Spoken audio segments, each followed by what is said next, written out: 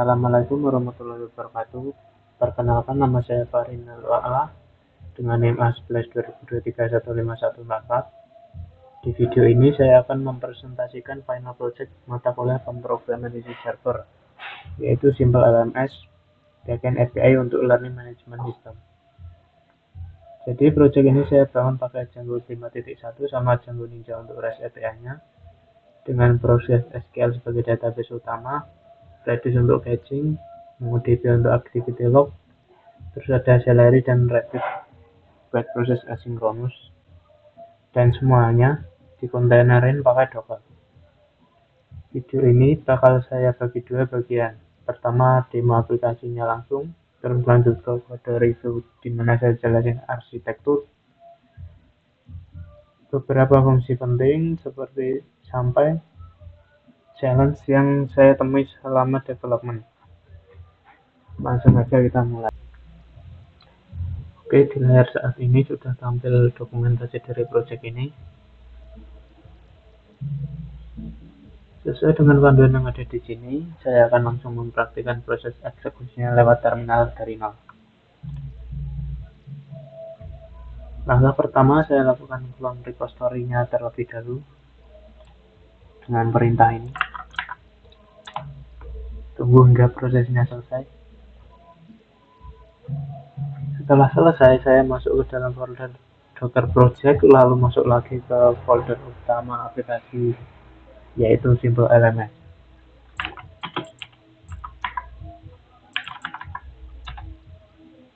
Kemudian buka kode editor.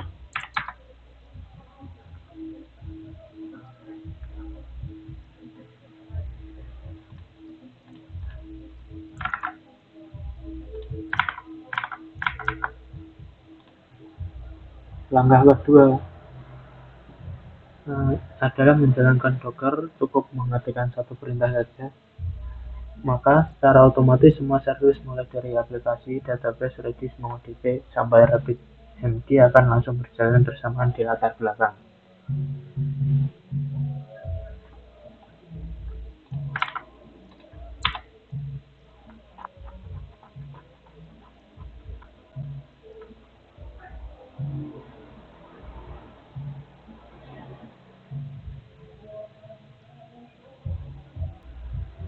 Kalau kita cek menggunakan Docker Compose PS, semua kontainer akan kelihatan.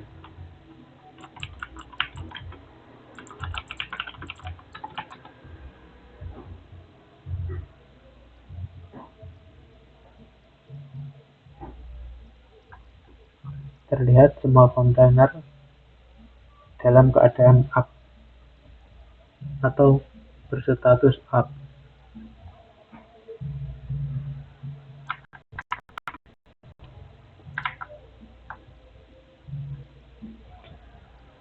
Langkah ketiga, saya lakukan migrasi database agar semua struktur tabel yang dibutuhkan oleh Django dan Celery otomatis terbuat dari PostgreSQL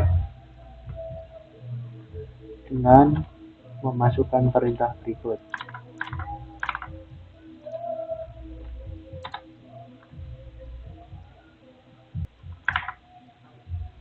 Langkah keempat, saya lakukan generate kunci RSA untuk kebutuhan enkripsi token JWT pada sistem autentikasi dengan perintah berikut.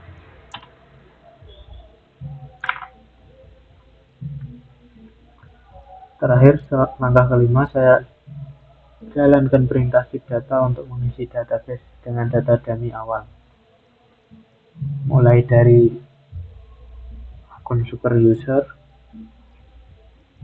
dosen, mahasiswa, hingga data mata kuliah, dengan memasukkan perintah berikut.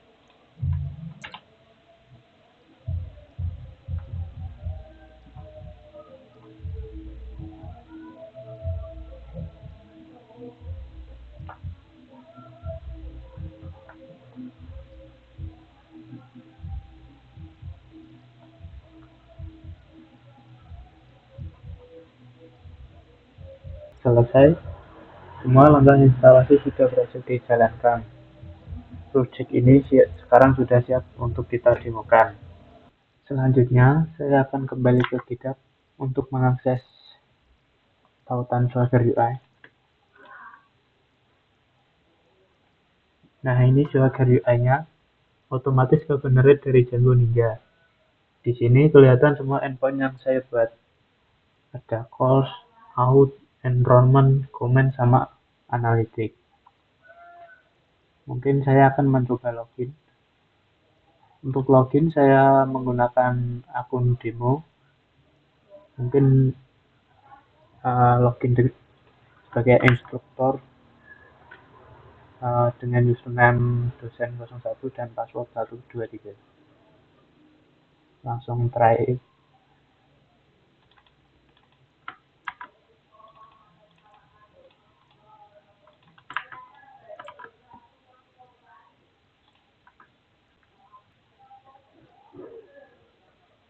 Nah, berhasil mendapat refresh token sama akses token.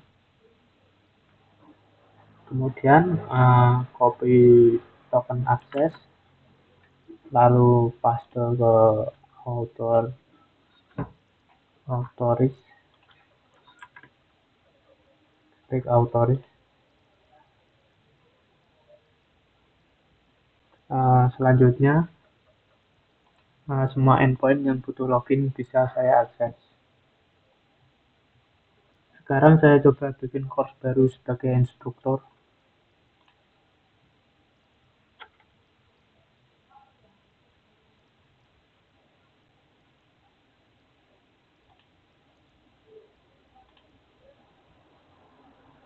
Dengan menggunakan endpoint FA-V1 courses.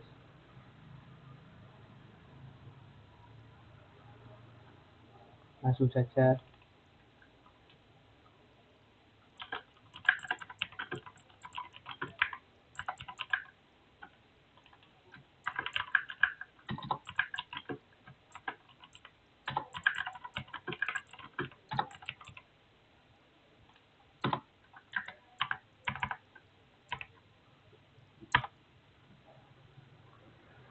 Kemudian execute.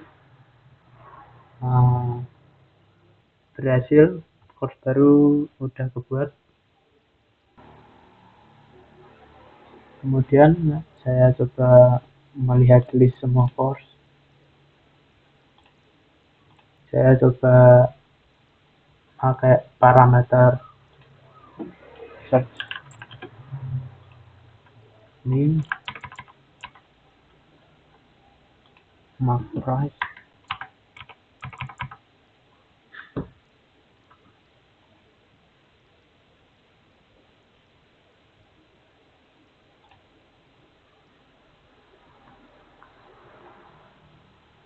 Hasilnya filter sesuai range harga dan diurutin dari harga termahal karena saya pakai ordering min price. Sekarang saya coba tanpa filter.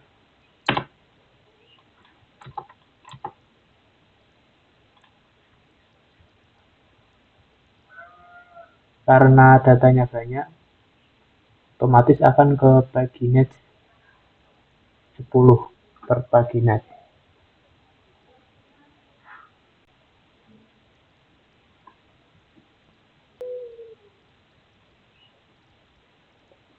Kemudian saya coba detail course.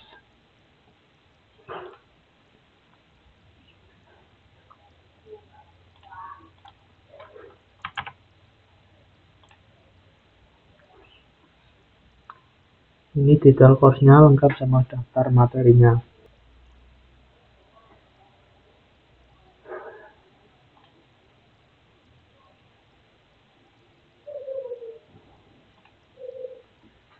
Kemudian saya coba update course. Karena ini menggunakan akun instruktur yang dosen 01, maka yang bisa diubah hanya kelasnya dosen tersebut. Pun saya akan merubah kelas yang barusan dibuat yang ID-nya 101.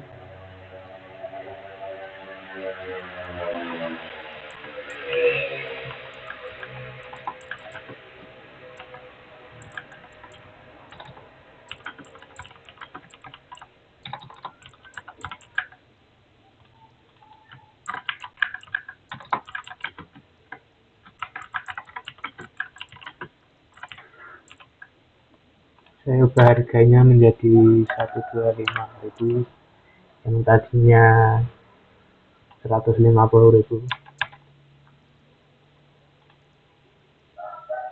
Responnya sukses.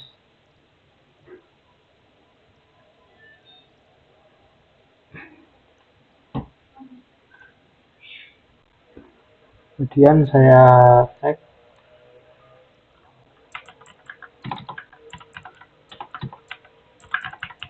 dengan fitur search Django,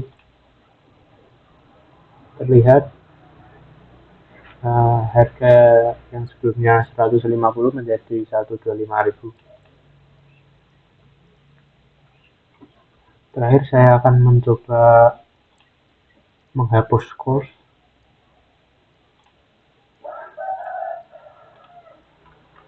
Saya akan menghapus course yang barusan dibuat.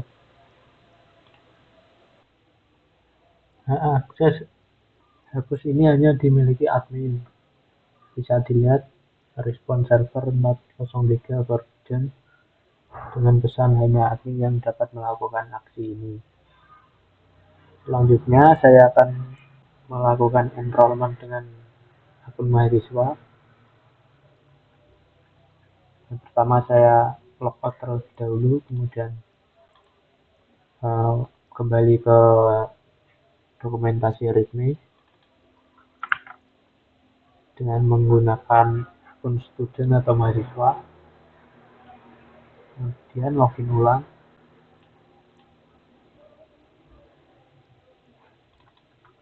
Untuk passwordnya tetap sama, password 123. Kemudian copy akses, paste.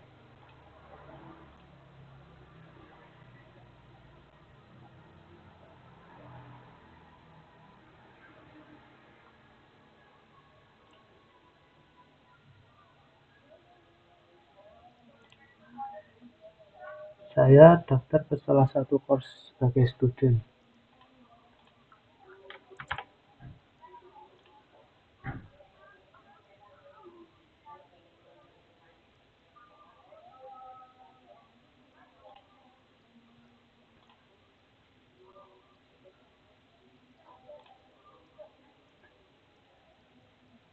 Ini course-course yang sudah saya ikuti.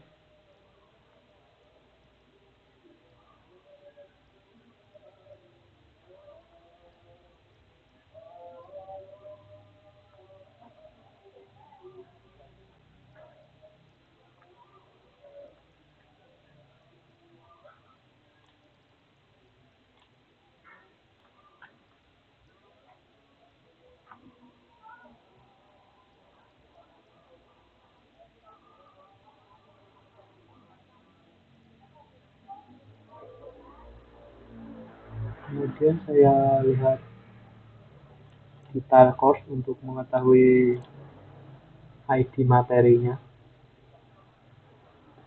ID-nya 50. Saya akan melakukan progress.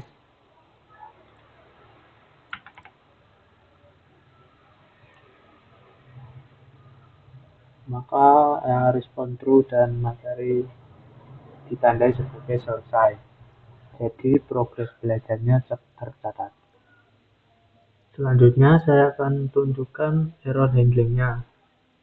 Karena saya masih login sebagai student, saya coba akses endpoint yang harusnya cuma boleh akses instruktur.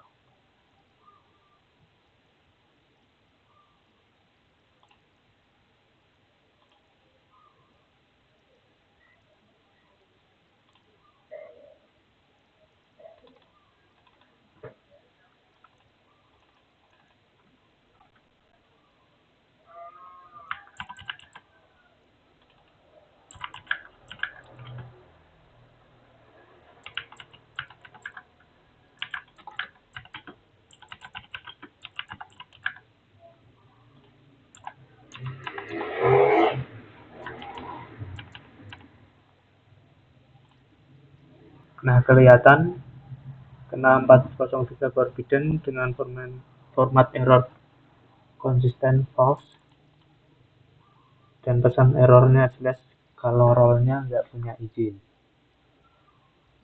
Ini karena endpoint create course itu hanya saya kunci pakai dekorator instructor require, jadi role student otomatis ketolak. Selain 403, saya juga tunjukin error handling buat rate limiting. Jadi di endpoint saya batasin maksimal 60 request per menit per user atau per IP. Kalau lebih dari itu, sistem bakal nolak otomatis.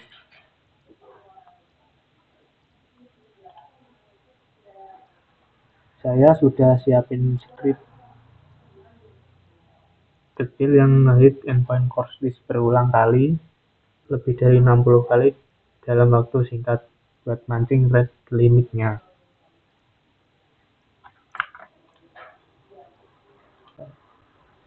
Saya hit via terminal.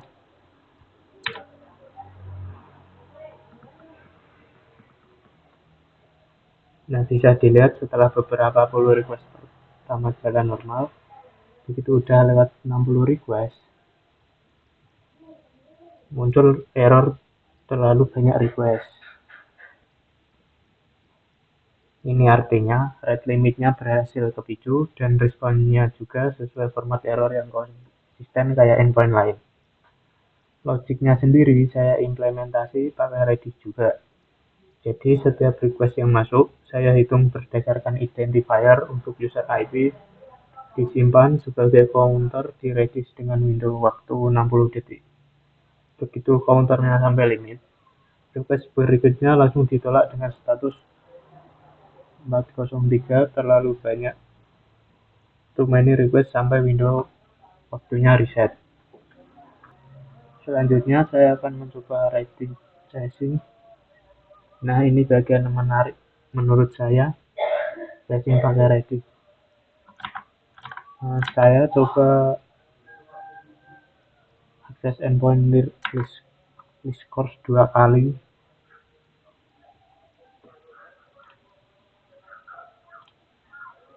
tanpa menggunakan parameter.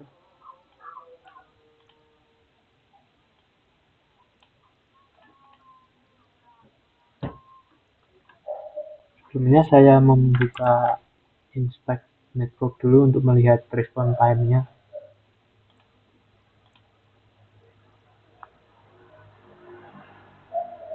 Bisa dilihat request pertama ini namanya cache miss. Karena datanya belum ada di Redis, jadi Django harus query ke database dulu. Bisa lihat response time-nya di sini. Nah, untuk request kedua dengan parameter yang sama, response time-nya jauh lebih cepat. Karena datanya udah ambil dari Redis, nggak perlu query ke database lagi. Ini namanya dash hit. Bisa juga saya tunjukkan langsung ke dash yang tersimpan di Redis lewat Redis CLI.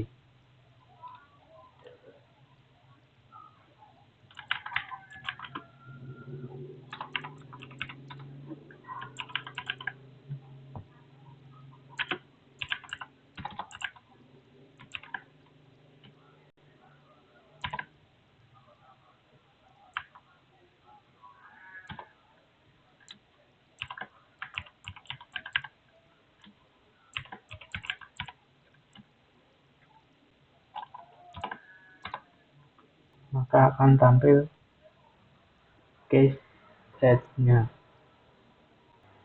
Selanjutnya saya akan tunjukkan satu fitur lagi yang saya buktikan langsung, yaitu soal optimasi query dan N+1 problem. Dengan melihat dokumentasi Redmi Project ini, saya sudah siapin beberapa endpoint lab khusus buat ngebandingin versi baseline sama versi optimis.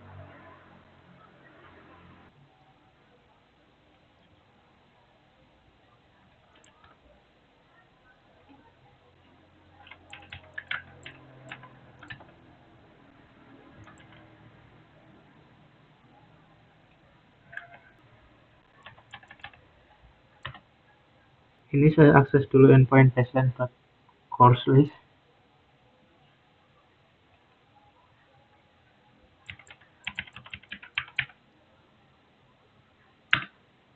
Terus ini versi optimisnya. Di luar kelihatannya sama-sama nampilin data course dan teachernya dengan benar.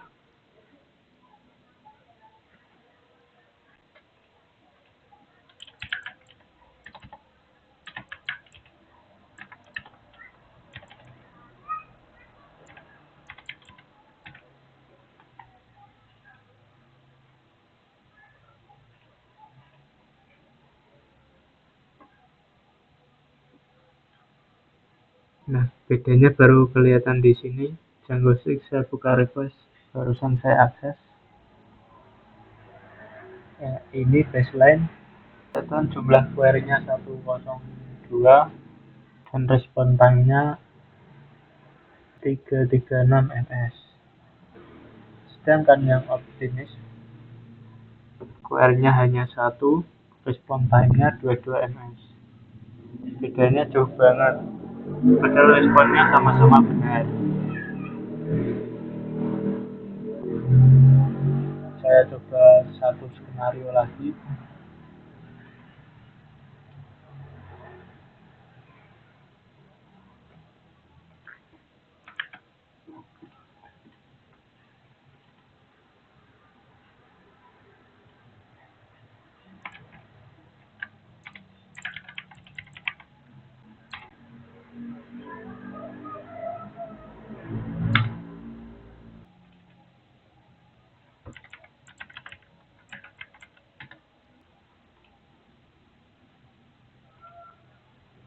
Untuk yang baseline 102 query dengan respon time 303 ms.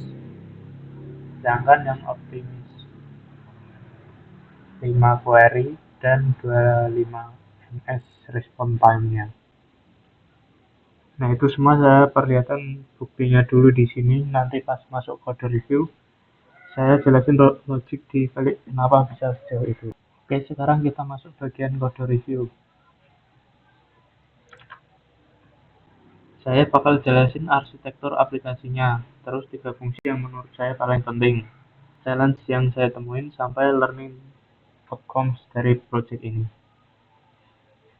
Nah, yang pertama arsitektur aplikasi. Ini struktur foldernya. Di root ada Docker Compose YAML yang mengatur semua service. Terus di dalam code itu isinya project Django-nya. Folder LMS ini konfigurasi utama Django. Ada settings, URLs, Celery buat konfigurasi Celery. Folder core ini isinya API utama yang paling penting di sini, yaitu API v1.py. Tempat semua endpoint Django Ninja saya definisiin. Schemas.py buat validasi request dan response. Batch.py buat logic caching dan rate limiting. Helpers.py buat helper role dan permission. Sama MongoDB buat activity log. Terus folder course ini app khusus course. Ada models.py buat model database-nya, views.py yang isinya endpoint lab buat demo perbandingan n+1 problem.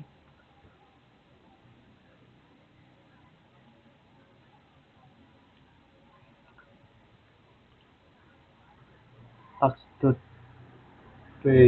buat cidat, task.py buat salary task.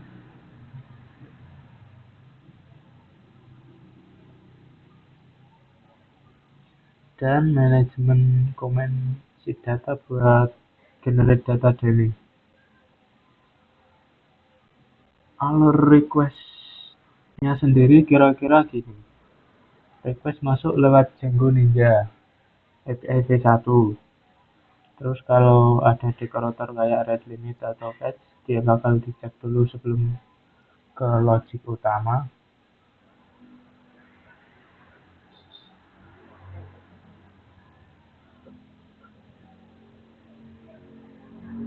Kalau butuh akses database, dia lewat model di models.py.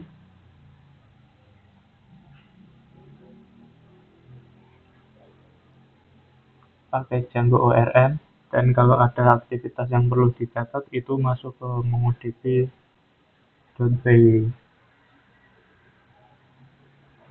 Nah, untuk task yang berat atau nggak perlu langsung selesai, kayak email konfirmasi, itu saya lempar ke Celery lewat RabbitMQ biar nggak ngeblok respons utamanya.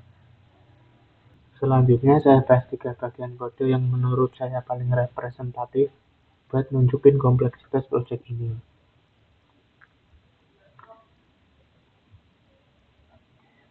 Yang pertama ini adalah guest response, sebuah custom decorator yang saya rancang untuk menangani caching response endpoint menggunakan pola guest aside agar backend kita tidak terus-menerus membebani database utamanya.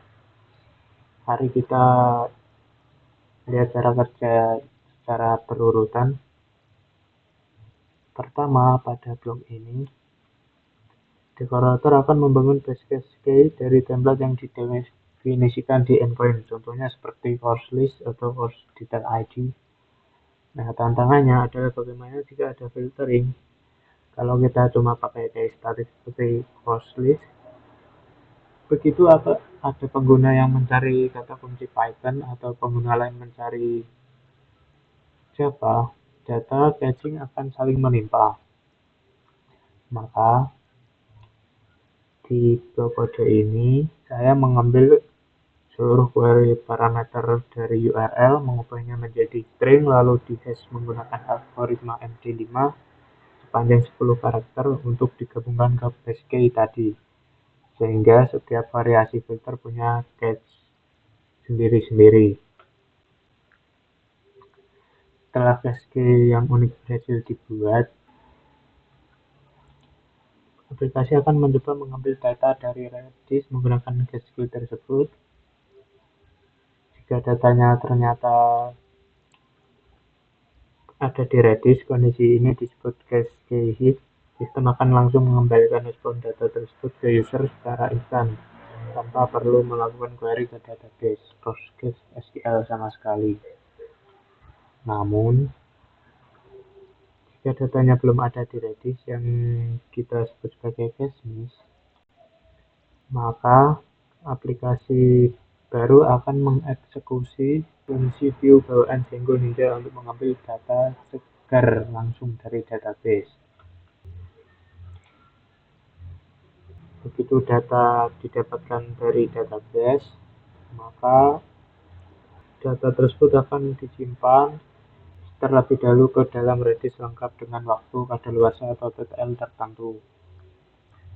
Terakhir, saya juga menerapkan aspek fault tolerance di blok kode ini. Proses penyimpanan cache dibungkus dengan blok try except, tujuannya agar jika suatu Redis server mengalami gangguan, aplikasi utama Django tetap bisa berjalan dengan normal, mengembalikan data langsung dari DB utama langsung lewat strategi graceful fallback. Kemudian yang kedua adalah list course. List course merupakan endpoint get untuk courses. Bagian ini sangat menarik karena hampir semua fitur performa yang saya bangun ditumpuk jadi satu lewat dekorator di bagian atas fungsi ini. Bisa kita lihat terdapat red limit untuk membatasi jumlah request per user per menit. Lalu tepat di bawahnya saya pasang dekorator paginate untuk menangani pembagian halaman secara otomatis dengan batasan 10 item per halaman. Serta di bagian ini terpasang dekorator cache response yang mekanismenya baru saja saya jelaskan sebelumnya. Masuk parameter fungsi. Di sini aplikasi menerima beberapa query parameter, mulai dari search, min price, max price, hingga ordering. Untuk pencariannya sendiri,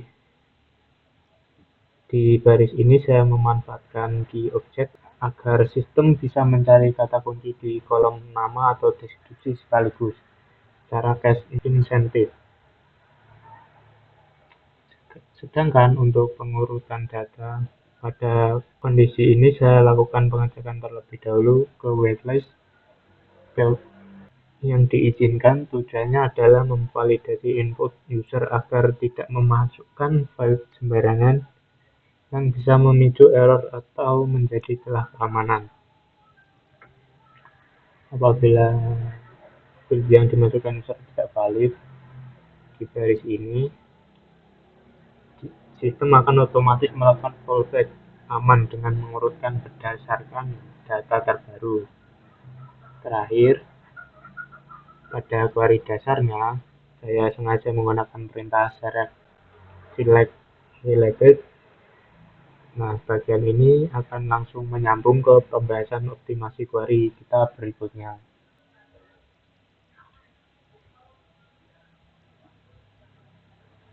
Nah, pada poin ketiga ini, saya membahas tentang penyelesaian masalah N+1 query problem, yang mana efisiensinya sudah saya buktikan secara konkret menggunakan Django Shop. Perhatikan fungsi pertama. Di sini saya mengambil semua data di kelas tanpa melakukan operasi join sama sekali.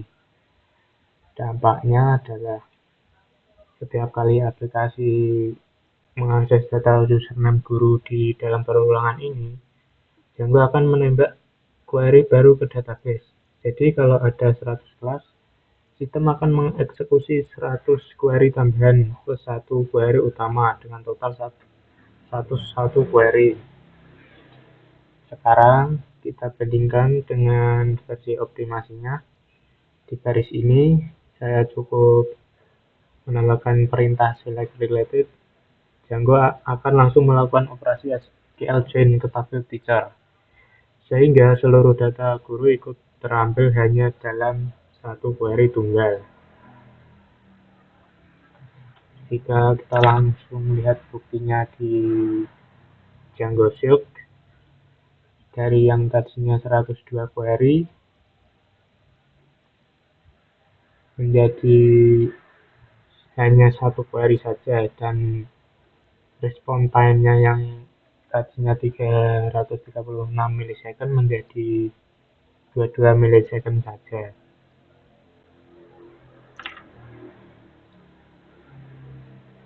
Skenario optimasi kedua adalah menghitung jumlah member kelas. Di fungsi baseline ini, metode count dipanggil dalam perulangan yang mengakibatkan setiap kelas menembak query tambahan terpisah ke database. Untuk mengoptimasi bagian tersebut,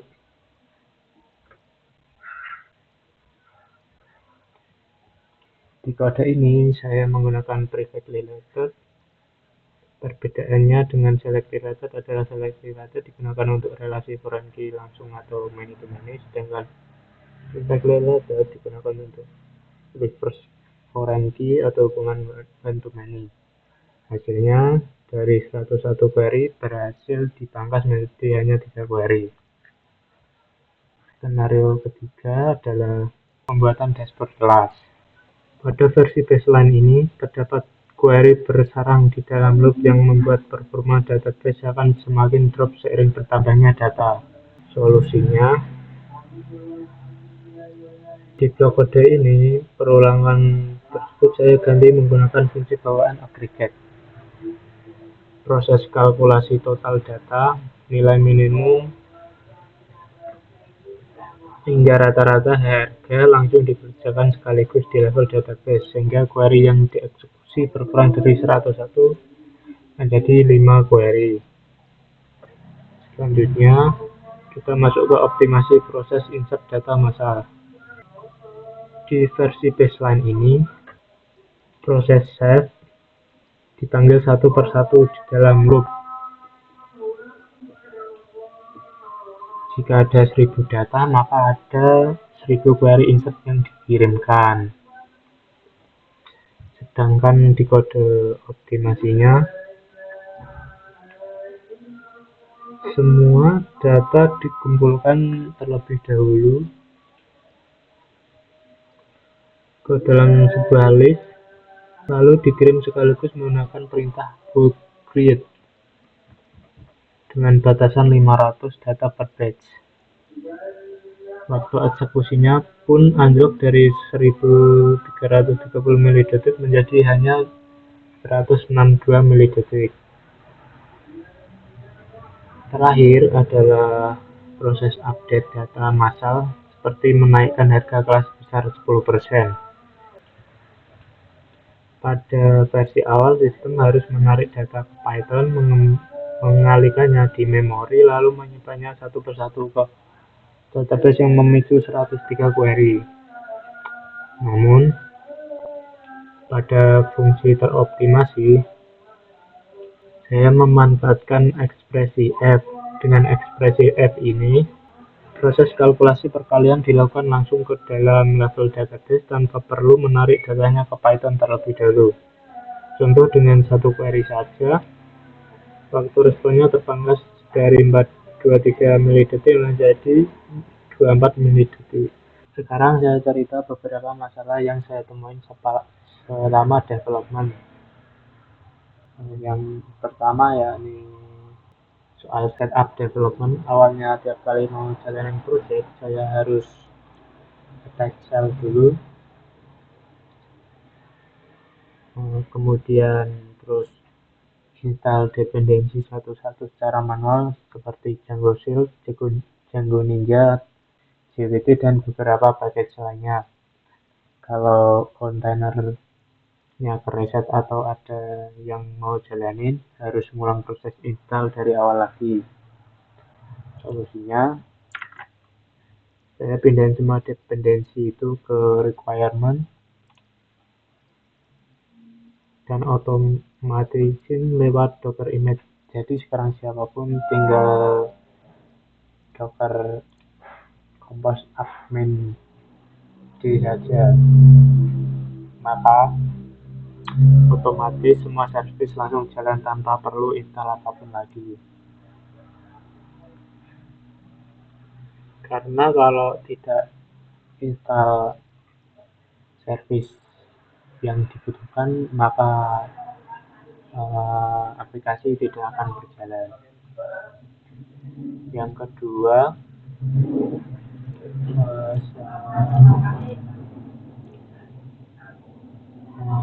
ini book yang lumayan bikin saya bingung waktu awal testing. Saya login pakai akun dosen, terus coba create course, malah kena 403 forbidden, padahal harusnya instruktur boleh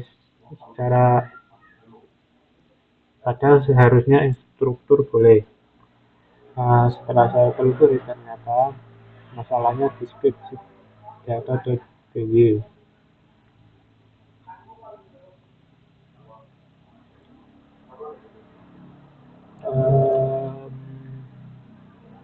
Waktu generate akun dosen, istaf itu nggak di set true, jadi defaultnya false. Padahal endpoint create sama update course itu saya kunci pakai pengecekan istaf buat nentuin siapa yang instruktur. Solusinya saya update menjadi true pas bikin akun dosen, jadi otomatis ke set benar dari awal. Kemudian yang ketiga soal cache.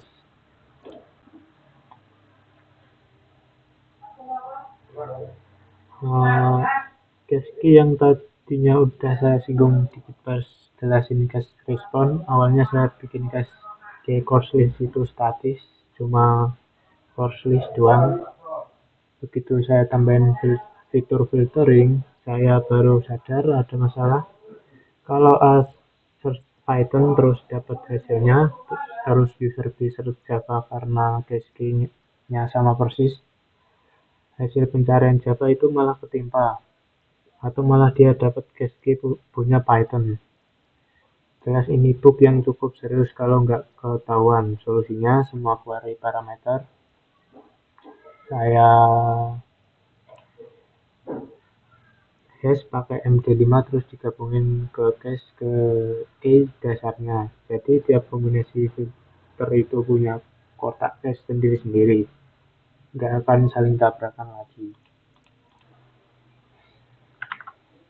Dari project ini ada beberapa hal yang menurut saya paling berharga saya pelajari. Pertama, saya jadi lebih ngerti soal pentingnya caching.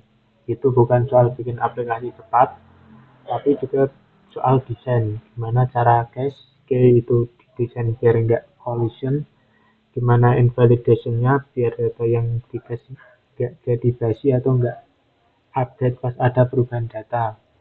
Kedua, soal N plus 1 query problem, ini yang paling kena buat saya, soalnya saya nggak terlalu ngeh kalau kode yang kelihatannya simpel untuk biasa itu bisa nyebabin ratusan query ke database. Setelah pakai Django Shield buat profiling langsung, saya jadi punya kebiasaan baru. Tiap bikin fitur yang ambil data relasi, saya selalu mikir dulu apakah butuh select related atau perfect related. Ketiga, dari dari sisi arsitektur, saya belajar gimana cara misalnya tanggung jawab tiap service. Database relasional buat data utama, memodifi untuk log yang sifatnya nggak terlalu terstruktur, Redis buat cache, dan Celery buat kerjaan yang perlu bikin user nunggu. Ini juga yang bikin saya lebih paham konsep containerization pada Docker, karena semua service yang berbeda-beda ini jadi bisa dikelola dan dijalankan dengan cara yang konsisten. Oke, jadi itu demo dan kode review dari project untuk LMS yang saya buat. Intinya, project ini nggak cuma soal bikin fitur CRUD biasa, tapi juga soal gimana bikin API yang cepat, aman, dan robust lewat caching rate limit sama optimasi query.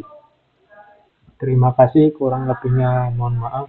Wassalamualaikum warahmatullahi wabarakatuh.